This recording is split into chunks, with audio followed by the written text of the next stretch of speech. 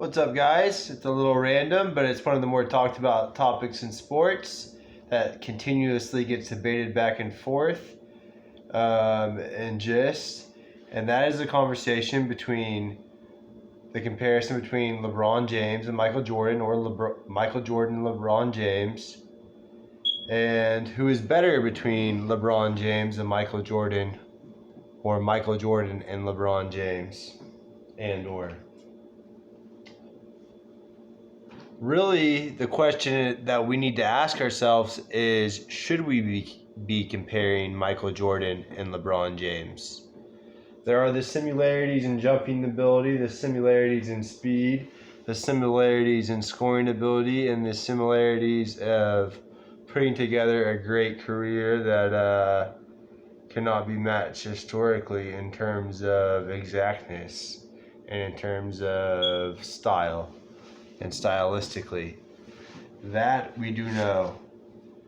But the differences in their style and the noted differences in their style begs the question, should we really compare these guys? One has played as many as 5 positions in his career. The other, although and albeit versatile, has played one position throughout his career, as Michael Jordan overwhelmingly and pretty much solely played the 2 guard, as we saw LeBron fully transition to point guard this past year, where he played 90% of the time. There's that factor of the versatility difference, the fact that one's game has changed more throughout his career than the other. LeBron used to not have either a post game or a jump shot, and he's developed both a post game and a jump shot while continuing to add weight, while losing a little bit of speed, but still having speed as one of his feature attributes as his game, with his ability to still get by people but not elevate quite as well as he used to. But he has such a good feel for a game and such a good recognition that has negated the fact that some of his overall explosiveness has gone down. But there is that factor. There's the factor that LeBron has been playing a little bit better defense lately, but there's the factor that even though LeBron was significantly more versatile, there's the fact that Michael was a better pure one-on-one defender and a better perimeter defender and things like that. And we know the things that Michael could do. He's a great one-on-one player, a great passer, somebody that's going to pick you apart in terms of his, the ball handling skills that he had, and his quickness and speed and ability to get by you, and his ability to get in rhythm and elevate above you. That's really what it is. That shooting is an athletic thing in the end. People associated it more with accuracy, and there is an accuracy aspect to it, but coordination is also athleticism and repetitivity, and he has that skill. But the question is, should we really be comparing these two players? And the answer is probably no, we shouldn't. We do it because it's convenient. We do it because they both wear 23. We do it because society tells us, and the question keeps getting thrown out there as I'm analyzing it right now, for example.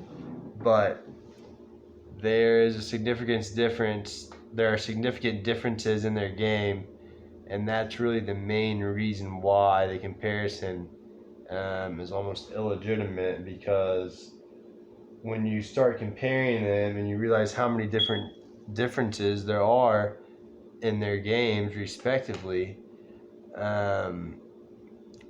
it kind of makes you question why you ever do compare them. Greatness, they're both great. They both won a lot, and they both left behind a legacy that will never be matched, despite similar ones that might come around, even though there won't be too many of those either. But will the comparison ever go away? No, it won't go away, but once you start doing it, you can see why a lot of people want to do away with it because the guys are so much different. And Jordan is still 2 more titles ahead of LeBron right now. But LeBron, the fact that he's developed a jump shot and he's developed a post game, that has made the comparison a different comparison too, because you're not comparing the ultra fast and somewhat lanky LeBron, who did not have a jump shot, or a post game. You're comparing LeBron post game and post jump shot, and that was around 2010, 2011. Someone would say even 2009, but more like between 2010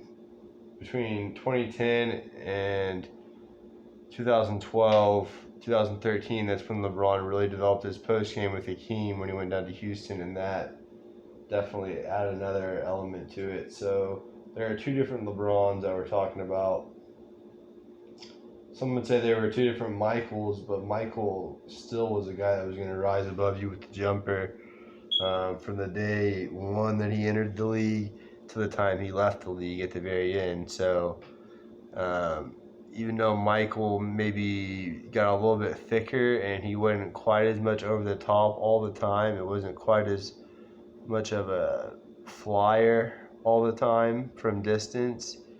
There was no substantial really change to his game, so you're always going to be comparing one Michael Jordan with LeBron James if you make the comparison, whereas there's going to be 2 LeBron James to compare to Michael Jordan. The LeBron James right now that infused a post game with a jumper, and the quicker LeBron James that did not have that. But it is an interesting comparison, but there are not as many similarities as you think when you get down to the meat of the comparison and you get down to the pure hard facts of it.